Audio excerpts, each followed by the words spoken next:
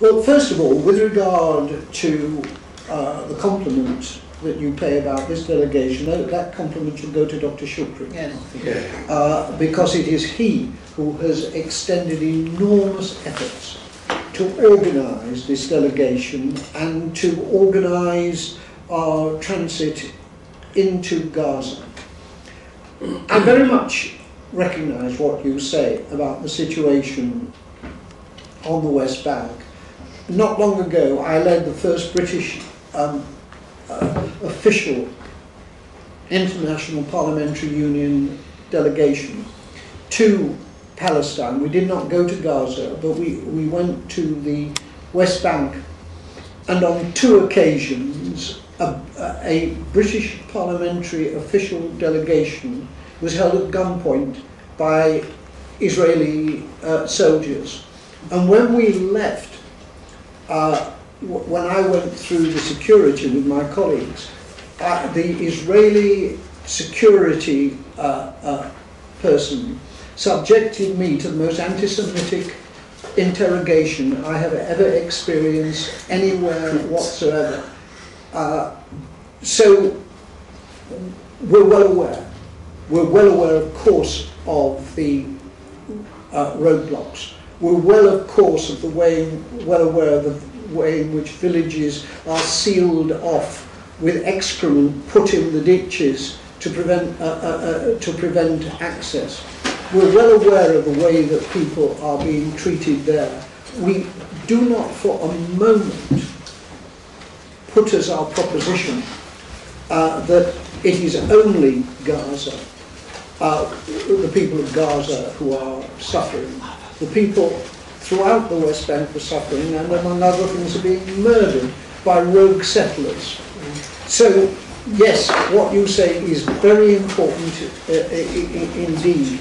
We are going to Gaza partly because it's the anniversary of Operation Cast Lead, and we are looking to see what the situation is in a year. But all of us parliamentarians and others in this room who are involved in this delegation never forget the people of Hebron and the people of Kalkilia, surrounded totally by a wall, the gates of which are sometimes not opened at all, so that they are prisoners.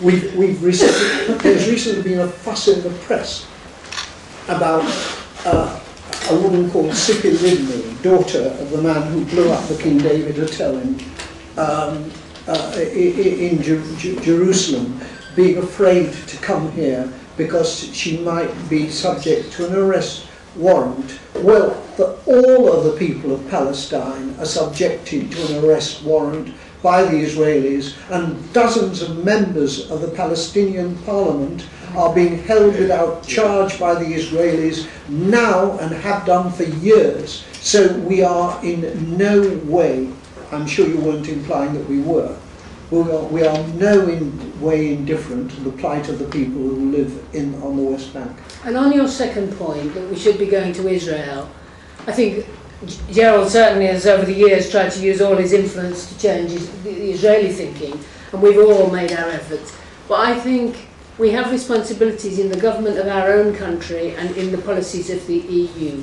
Israel could not proceed as it does without access to the European market for its trade, diplomatic support, the fact that the EU pays for the costs of its occupation, which in international law, under the Geneva Convention, it should.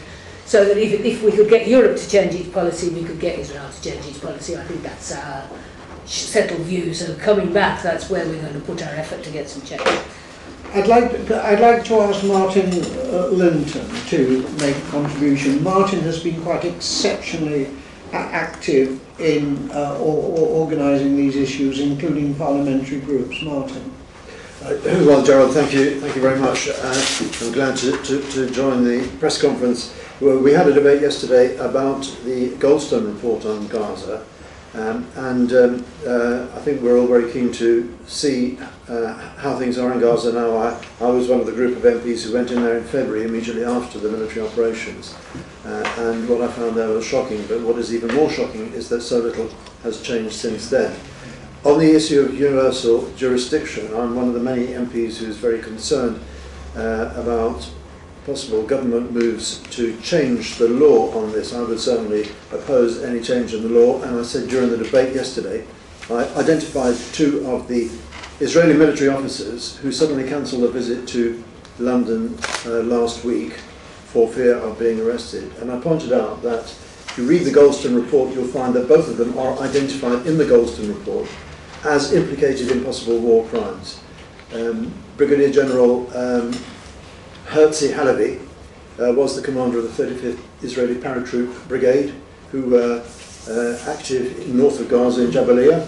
Jabalia was the scene of two of the worst atrocities during the military operations, the bombing of the Al-Makam Mosque and the bombing of the street in Jabalia, Al-Farouk Street, where many civilians were killed. And the Goldstone report condemns the actions of the commander in both cases for using totally inappropriate weapons, mortars and rockets, which were bound to kill civilians.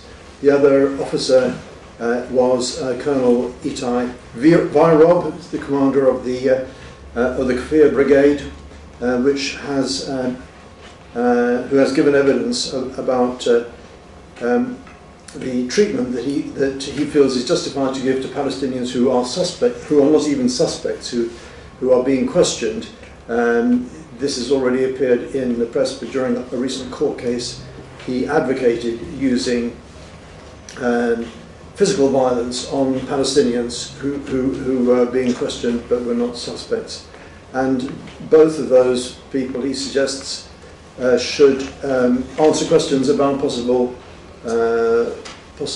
war crimes or crimes against humanity. So I think that just demonstrates that when people claim that there is a difficulty about the universal jurisdiction and the danger of arrest warrants being applied for in this country against visiting Israeli politicians or military officers, that is because in many cases these Israeli military officers or politicians are indeed do indeed need to be questioned about their responsibility for possible war crimes, and it is quite right that if they do come to this country, they can in principle be arrested and indeed be prosecuted for the crimes they've committed in Israel, or in Gaza in this case. Thank you very much, Martin.